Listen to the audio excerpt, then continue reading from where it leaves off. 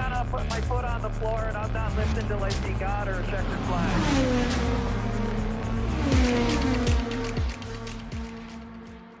Hello, welcome back to episode 13, I guess, and or 12B, depending on how you want to call it, of Racing Thoughts and IndyCar Podcast. I'm Megan Dennis. And I'm Meg Taylor. And we're going to jump right into race 2 of the Milwaukee Mile because back in part 1, we discussed all of the news that has happened this week. And we already talked about everything that happened with race 1. And because so much has happened, we had to break it down into 2 parts. So now we're just going to dissect race 2 and then everything for the rest of the season.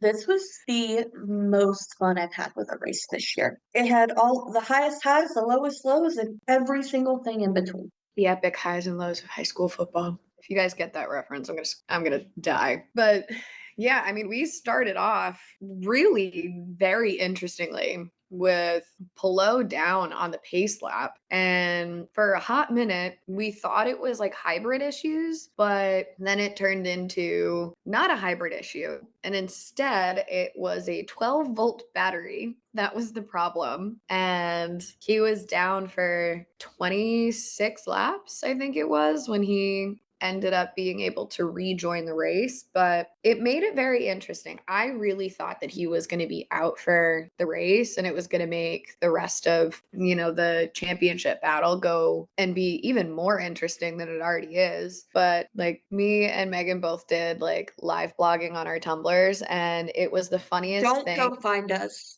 No, please don't. Just gonna say that. Don't go find us. Please don't. But we were talking about how funny it was to watch Pelot just like run around the paddock.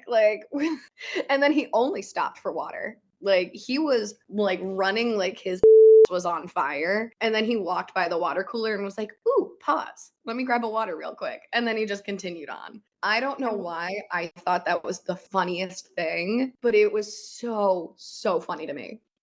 I will 100% post that GIF because, it's been 24 hours and it's still hilarious. Of okay, he's down because they started the lap count under this pace car. And so it's 15 laps before they go green. We'll touch on that one in a second. But they just keep showing him just running. They're not showing the cars, which I guess don't matter. They're under pace lap. But, they're just, it's a Pelot cam of him just running back and forth. And then he passes, the Getty cooler, fully stops, opens it up, takes the water out. You could tell he, smiled. Even from that, distance shot, you could just kind of tell. And then he starts running full pace again. I'm just like, this is the funniest thing IndyCar could possibly do. And, it was already kind of funny because, no offense to Alex Pelot, I personally don't care about him. Yeah. I'm passively indifferent. But I am invested in this title fight. And the fact that, they literally just spent all the broadcast leading up talking about how, it's his to lose today. If he does well, that's it. Really, he just has to control what he can control and that'll be fine.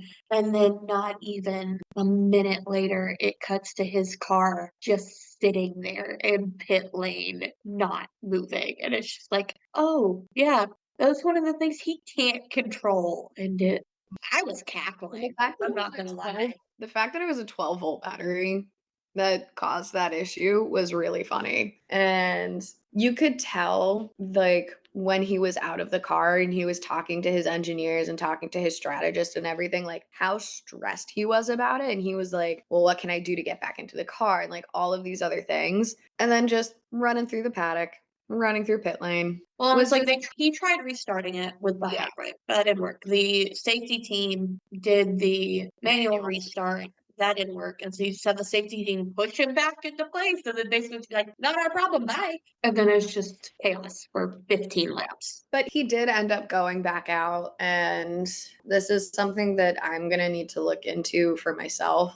Definitely being an IndyCar fan, I should probably understand how the points work. I just don't. I know that you get 50 points for being the winner, and I know you get a point for pole position, but I don't know. And you get a point for fastest lap and for biggest move. It's all made up. It's all made up. At least with F1, you have a set amount of points between 1 through 10, and then after that you don't. And then you get a point for fastest lap. That's it.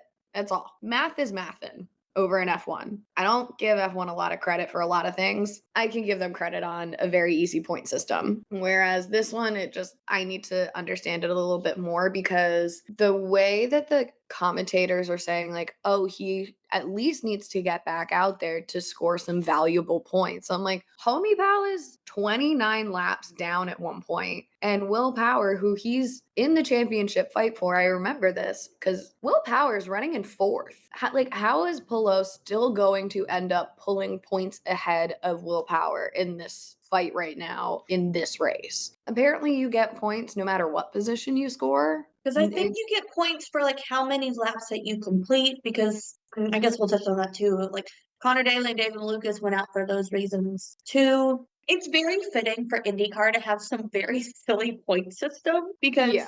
only IndyCar could get away with this. Mm-hmm. But it's definitely, I think this is an off season. Like we'll put that on the episodes topic of like, this is your primer for the 2025 season. Here's how points work. We also really don't get in. Everything's made up, which I guess Yeah. makes sense. We do know IndyCar only has one rule. Don't jump the fences. So that's Pillow. I mean, he did end up, I guess, pulling some points out and, finishing the race despite being 29 laps down or whatever, however many laps it was. But he did get back out. And interestingly enough, with like talking about the championship fight with Will Power had a moment on one of the restarts where he just completely spun out through no fault of anybody else's. I really just think he lost the rear of it, spun out and dropped way down and ended up not being on the lead lap anymore, which was really important for him, I guess. Again, they were talking about how being on lead lap is important with points or something. I don't quite know. And he ended up finishing a lap down, but still, again, was ahead of Pillow, but still Pillow ended up pulling ahead even more. I don't know. All of that to say, Will Power did save it. It was very impressive. His car did not stop once. Like, even when he finished spinning, he was still moving forward. And, like, you could hear his engineer on the radio being like, keep it going, keep it going, keep it going. And he did. He did exactly that. So shout out to Will Power for that really impressive save because that kept your title fight alive. And we'll talk about the title fight at the end when we go through standings and what all that looks like. I guess let's jump back to the beginning of the race. So Flo was running around like a chicken during this time, and we had 15 laps under the pace car. And race control said, "No, let's get this going. That's not our problem." And so Joseph Newgarden was starting out on pole. He was getting going. They waved at the restart, and in the restart, I believe, and this it was a little, I guess, funky on this one, on this wave restart. Linus Lundqvist went into the back of Marcus Armstrong, and Marcus Armstrong, who's starting P3, went into Joseph, and Joseph's car was toast. And that was before the race even started, that was his race time. So Joseph Newgarden was never back out. I don't think Marcus Armstrong went back out. I need to check the. He went to 25th.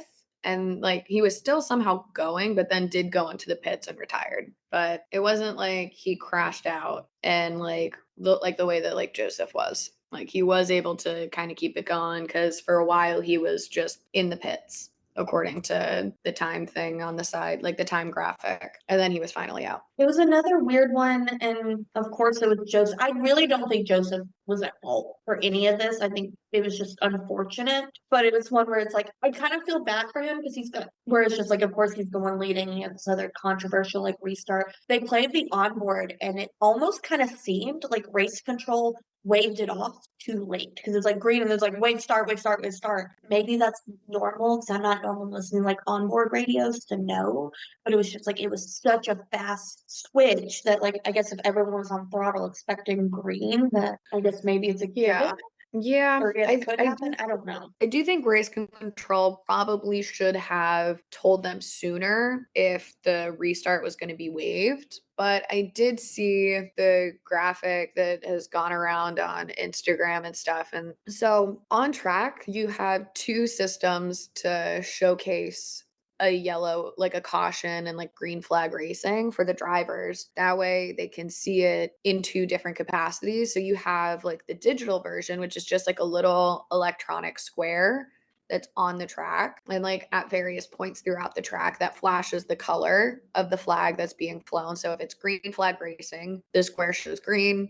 If it's yellow and caution, square turns yellow. And then you also have like the people who are like waving the physical flag for them to see. And shout out to IndyCar memes on Instagram. They posted this. I don't know if they created it or whatever, but you see the person waving a yellow flag, but then you see the electronic square show green. So it once again, I don't know, whatever race that Pato had that massive crash in, it was another issue of, that Toronto. It was Toronto.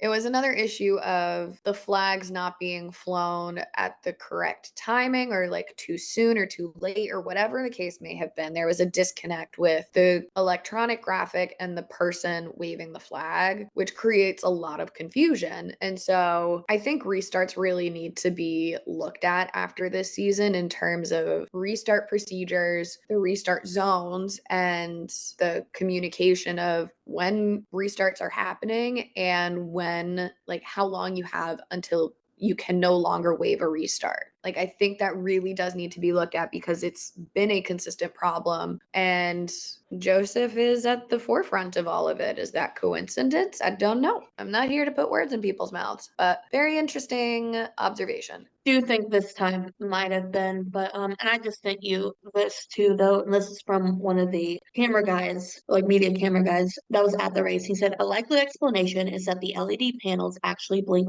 off and on and at high frequency and are made from red, green, and blue LED pixels. Yellow is made with red and green. With a high-speed shutter, it's easy to catch the display showing the wrong color. And so this guy's saying that it's like that may have been the case. It's just it was who did take that picture.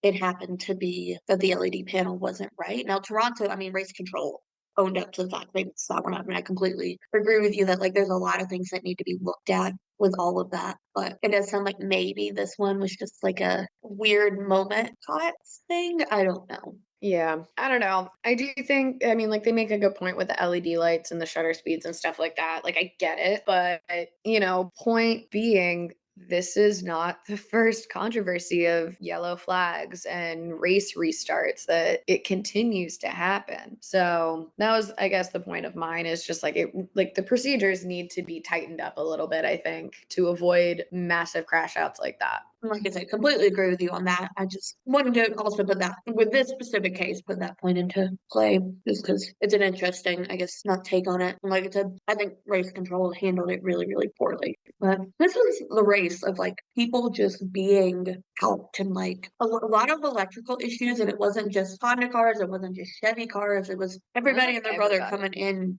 to pit lane at some point with just issues. And like I think it was Dylan that was down in pit lane that he was just like, yeah, there's a very clear like electrical like burning smell coming from these cars coming in. Yeah, it's not good. Mm-hmm. Yeah, like we had Connor Daly was out. He had no gears at one point, couldn't shift anything. And I mean, he ended up being able to go back out and then came back in, right? Like, did he finish out the race? He finished seventh. He retired in 17. So everyone from 17 through 27 was out of the race for some reason or the other. Yeah. So yeah, he did go out and then came back in, retired. David Malukas was also out. I guess some electrical issue. He also went back out, came back in and retired. And Pato was out. He had a gearbox issue. Graham Rahal was out, but Ginger Chris had hit him, so that sucks. It was a hard hit too. Like that was. I mean, he was just like, hey, and I'm like, Graham, are you? Like that was like it was a noticeable crunch on that one. I think it was also good that he's okay. The reaction pictures that came out of it were so funny. Like you just see Graham Rahal like walking around and then just not even just a step, but it was like a full lunge forward and just like shaking his fists. No, just one hand. Everyone kept saying like he looks like he was like ready to fence.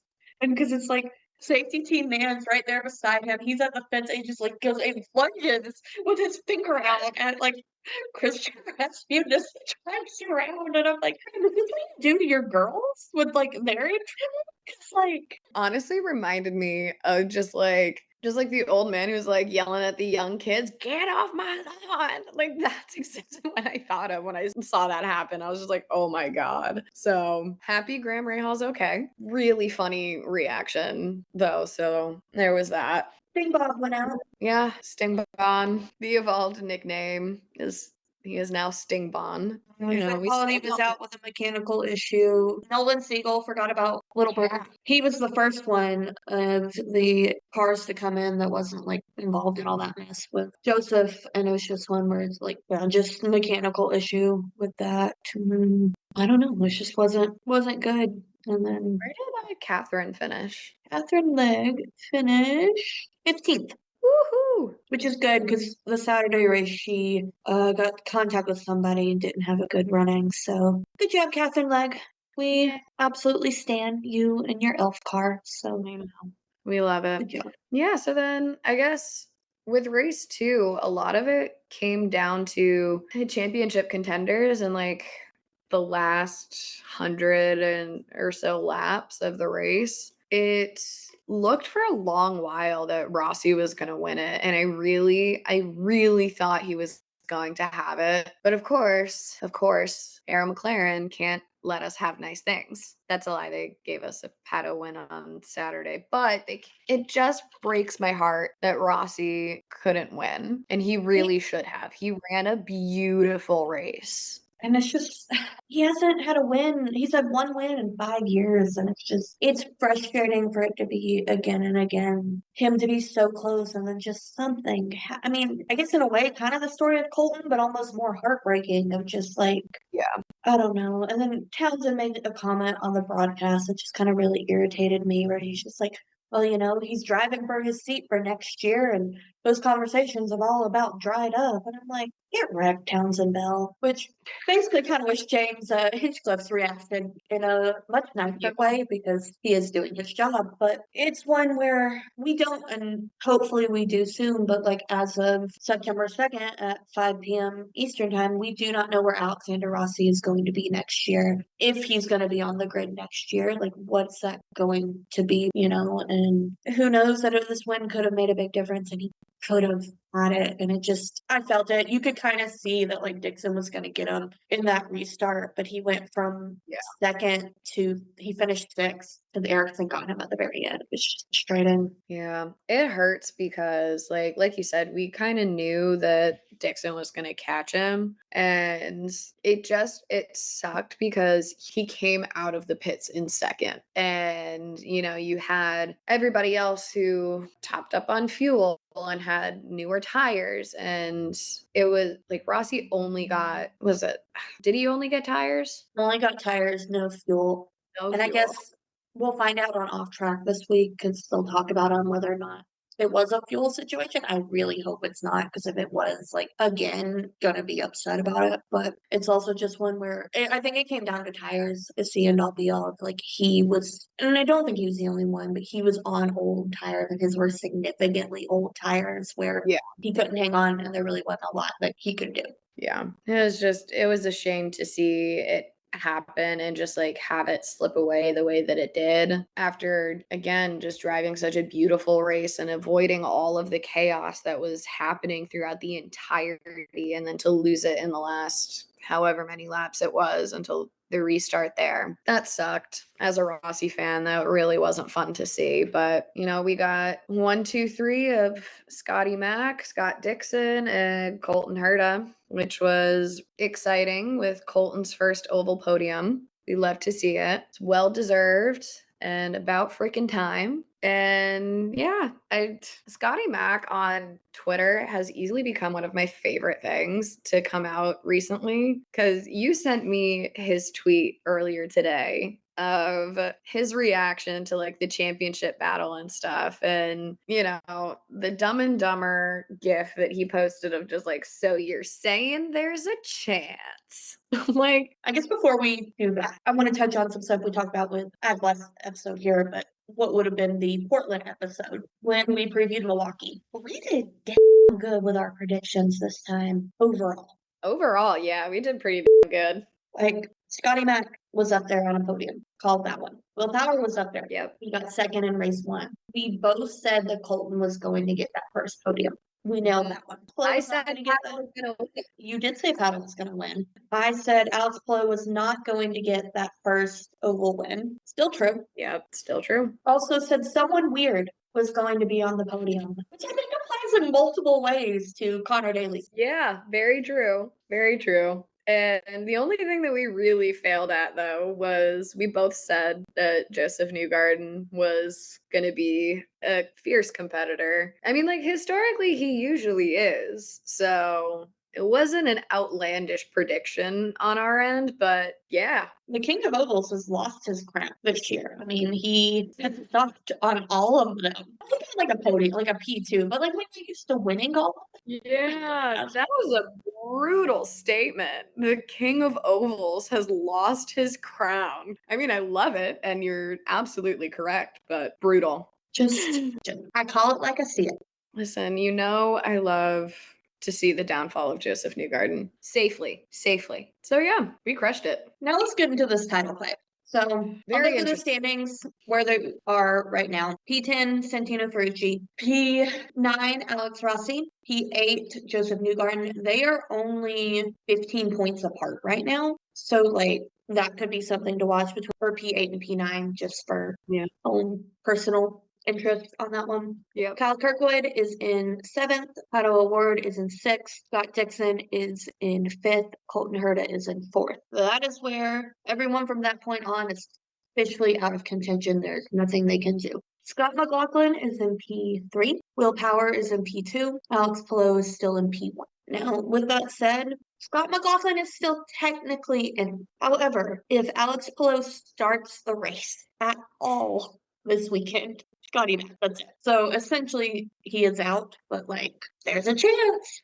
So you're saying there's a chance. Like, I think that's the perfect reaction and exactly kind of what I expect from Scotty Mack. Especially drunk Scotty Mack, because that's when Oh, he's tweeting all these like hilariousness that's coming back from a race.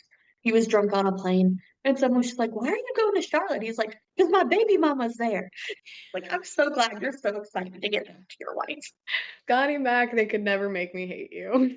But yeah, he is 50 points back from Pelot. So Pelot sits on 525 points. Will Yep. Power is 33 points. Will Power, if he had held on to it, would have gone into this upcoming natural race like leading. So he kind of did it to himself. And he even said that of like he kind of cost himself the title. Again, we don't really know the ins and out of IndyCar point systems to say this is what has to happen for Will Power to take it, but it's coming down to Nashville, which I don't think we could ask for a lot more in that one of just like it's going to be a good last race, and I would much rather have it come down to the last weekend than it have been finished 4 races ago. Yeah. And Will Power is 33 behind, right? For race finishing points. First is 50 points, second is 40, third is 35, and fourth is 2. And then pole position is 1 point, leading at least 1 lap is another 1 point, and then most laps led is 2 points. So, I mean, there's a lot of points up for grabs, and considering how Will Power is on ovals and considering how not so good Pelot is on ovals lately, there is a solid chance. And it's going to be very interesting. 100% agree. It's going to be interesting. It's going to mean Pelot's going to have a bad race. Will's going to have a very good one. Yeah. That's really what it comes down to. I guess we'll talk about that previewing Nashville. Yeah, that's the championship. It's Will Power, Alex Pelot, and technically Scott McLaughlin.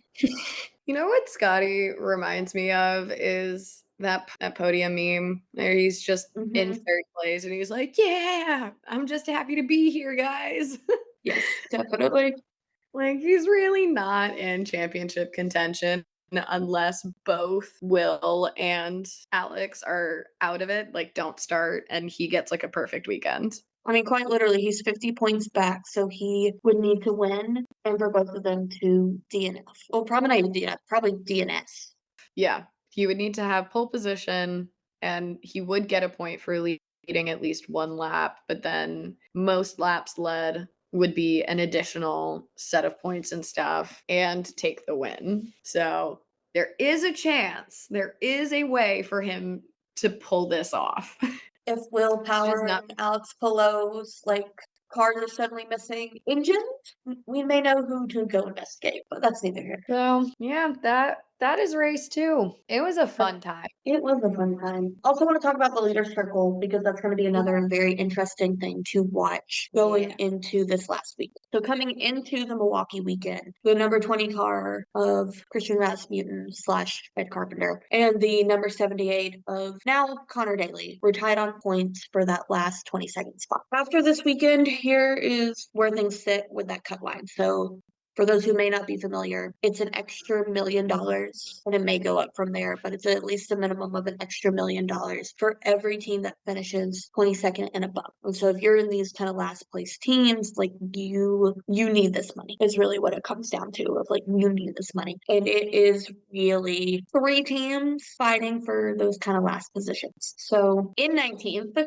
Juco's Hollinger Racing number 78, so Connor Daly's car, is at 189 points. The Myers Shank Racing number 66 of David Malukas is 187 points. The RRL number 30 of Pietro Fittipaldi is 177 points. 22nd AJ Foyt Racing number 41, so Stingray Rob, is at 175 points. As it stands right now, all of those teams will be getting that extra money. Below the cut line, you have the Ed Carpenter Racing number 20, Christian Rasmussen finishing that out at 174 points. Dale Coyne Racing number 51 is at 160 points. I'm assuming it's Catherine Legg Racing in Nashville, but I guess that's not confirmed. And then the Dale Coyne number 18, again, assuming Jack Harvey, is at 137 points. So I'd say you can probably could take Jack Harvey out of that, barring something amazing happening. So it really comes down to, it is Christian Rasmussen, Stingray, Pietro Fittipaldi, and I guess you really could argue probably Connor Daly and David Malukas fighting to keep their cars above that line. Yeah, especially in those teams. Granted, all of these teams need that money, but when we've talked about driver seats and sponsorships and all of that kind of stuff, that money is vitally important for the survival of the teams. So it's going to be an interesting race in Nashville to see what ends up happening there. It's not just a title fight anymore. It's a fight for that cut line there. And also could be drivers racing for their seats because